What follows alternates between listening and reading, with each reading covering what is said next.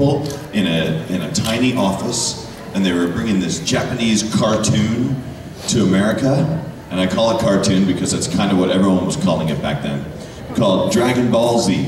Yeah.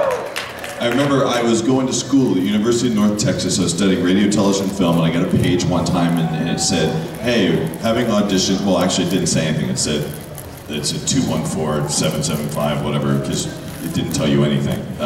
You had to go call them.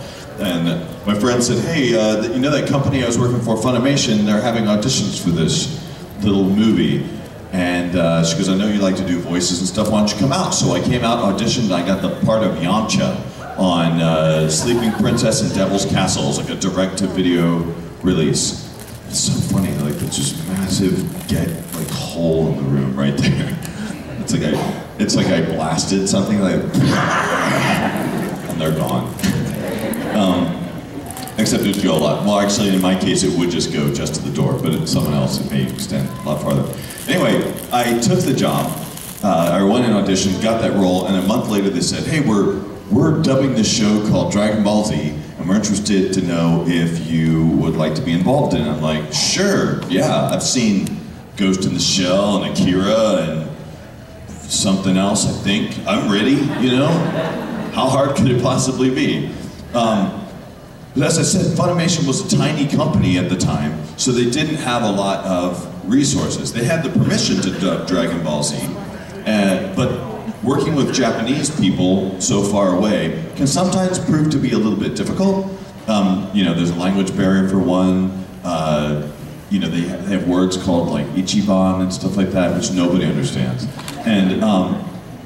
And so when we first got the episodes in, we didn't even have all of the episodes of Dragon Ball Z when we first started working on it. We had like a bunch of videotapes, if you guys remember what those are, and they handed me this giant bucket of videotapes and they said, all right, Chris, get started. And so my first job was to watch the entire Dragon Ball Z series, or at least as much as they had on videotape. So I just had to put in tape after tape. I think you guys know what I'm talking about. Watching tape and episode after episode, and you know, the Gohan's training in the woods, and I'm like, oh my god, please kill me, can we move, can something happen in this show? So I ended up watching a bunch of these episodes, and then we cast the Dragon Ball Z series, and because there wasn't a huge talent pool of dub actors in Dallas, there really wasn't anyone dubbing anything in Dallas for the most part. There was Barney that was being produced in Dallas, and not much else. So there wasn't this giant pool of actors that were willing to do it, and not to mention, as I said, Funimation was a tiny, tiny little company, so they didn't have a lot of money, so they really couldn't pay actors that much money to start. So I think because of all these factors, and because that I've got this gorgeous voice that you hear, I actually got a lot of roles on Dragon Ball Z. I was Vegeta, you know, the tiny little angry guy who's always pissed off and someone's gonna make me say over 9,000 in about 10 seconds here. And there's Piccolo, he's like this guy here, and he just tells Gohan what to do, you know? Like, Gohan, go, stay, go. Gohan, go, stay, no, stay. Do it, don't do it. Don't do it, Gohan. Okay, now do it. But stay afterwards. And I played a lot of other characters on that show. I was actually, what'd you say? I was Raccoon. Raccoon is this guy who's got this really huge voice like this. And every time I played him, he got a little dumber. By the time Dragon Ball Z came along, we could hardly understand him. But he was a fun character. I played Berter on a lot of it. No wait, sorry, Berter was this guy way up here. And eventually I gave that role to Vic Mignogna on Dragon Ball Z Kai. Because, you know, Vic wants roles, and if you don't give it to him, he's really strong. He has huge muscles, and if you don't give him parts, like, he will destroy you. And he seems like a really nice guy, but, like, behind closed doors, he's a fist fighter, I'm telling you. He's a pugilist. No, okay, no, so I also played Jace. He's the Australian guy. And if you listen very closely, when Jace dies, there's that final blast, I think Vegeta actually kills him, which was ironic. You hear, "Oi!" He's Australian. That's how Australians die. They say oi. Because of that, Space Australia, that is. And so I played other stuff on that, and I could go on all day. I was one of the original Mr. Popos. There was this guy named Chris Sabat. Have you guys met him before? Oh my God, one of the most spontaneously funny individuals I've ever met, ever. He was the first Mr. Popo, and then he left town to do some like play or something. I forgot, it was something that traveled all over the US.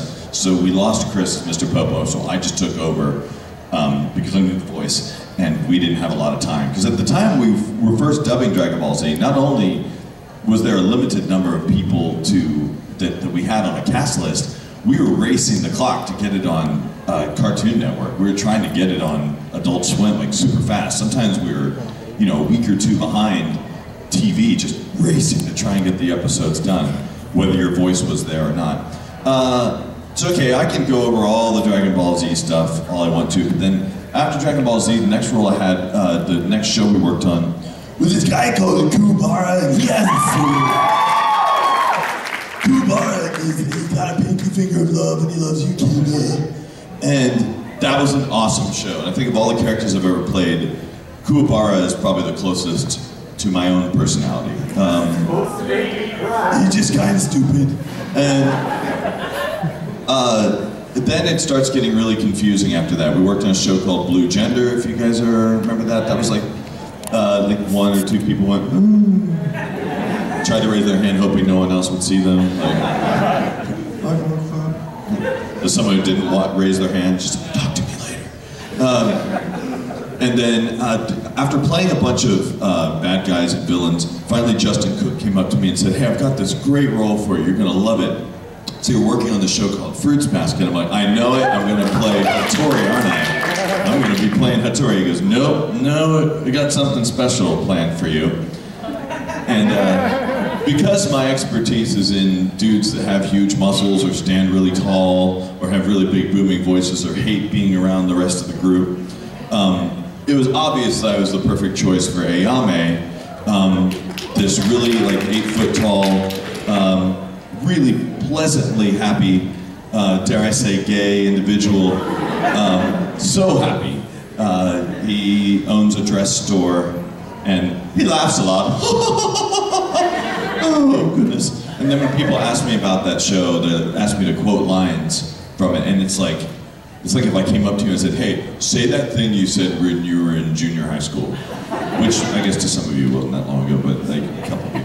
But we did that show 10 years ago, and I kind of wish I could go back in time and watch myself record that, because I know it was painful. Then we did a lot of other stuff, which I guess we can get to. I was in, one of my favorite shows that I've worked on is Sergeant Frog. I love that show. I wish that show was as popular here as it is in Japan. And you go to Japan, there's Sergeant Frog stuff everywhere. It's like Sergeant Frog brand tissues, and Sergeant Frog brand deodorant, and Sergeant Frog brand everything. It's kind of similar to One Piece out there. I play Zoro in One Piece. That guy's got 3 swords, not just one. Perhaps more later, I don't know. The show's a really long show. I heard recently, if you guys are fans of One Piece, I heard somewhere the mangaka said that he's just at about the halfway point. He's got like thousands of, like over 1,000 issues of this. It's insane. But that's okay. Zoro's the easiest character of all the characters to play on Dragon Ball Z, because he gets to still ride the boat, but he, oh whoa, sorry. Dragon Balls, thank you for reminding me of that. They all knew what I meant, of course. No, in One Piece, he's like the easiest character to have on that show, because he just hangs on the boat, says, Luffy, you're stupid, and then he goes to sleep for like several episodes. Then he wakes up and does something awesome, typically, and then just goes back to sleep. Oh, and maybe he drinks a beer or two afterwards, so. Since I guess this is technically a Q&A panel, why don't you guys give me some cues so I don't make too much of an A of myself? Yes. I know when you opened into action with other actors, when you did James and Vegeta, did you actually do them back to back? Since I was Jason and Vegeta, I actually was in the booth with myself at that time. In some cases, I would voice both characters just back to back, but since so much of Jason and Vegeta's fight was sort of overlapping, I recorded all of Vegeta, and then I recorded all of Jace because he was easier on my voice, and then all of Vegeta. Typically, the way I would record stuff would be Yamcha goes first before anybody. Because Yamcha's like the easiest guy to record ever. Hey, guess what? I'm a dork. And did you guys ever know? You guys felt that too. All of you watched Dragon Ball Z, because I know you all did, but you just don't want to admit it. Or some of you did. Yamcha is such a dork by the end of that show. Like, he's just waiting for Goku to die so that maybe he can date Chi-Chi or something like that. It's really pathetic.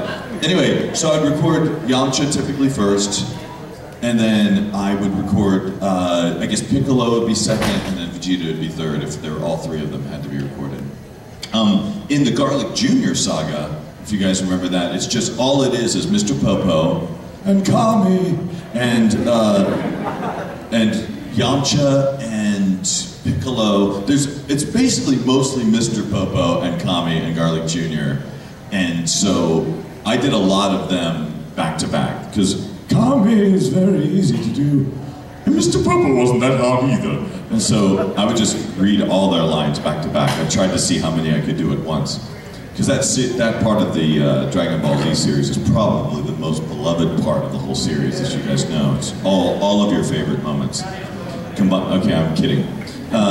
Most of what I say, I'll be sarcastic. Someone's got Android 16's hair in the back. Like, sorry, I made everyone stare at you. Are you Android? Oh, Raccoon, there you go. Sorry, I like it. Raccoon cosplayer back there. Sorry, I can pick up the hair. Yes, that's the answer to that.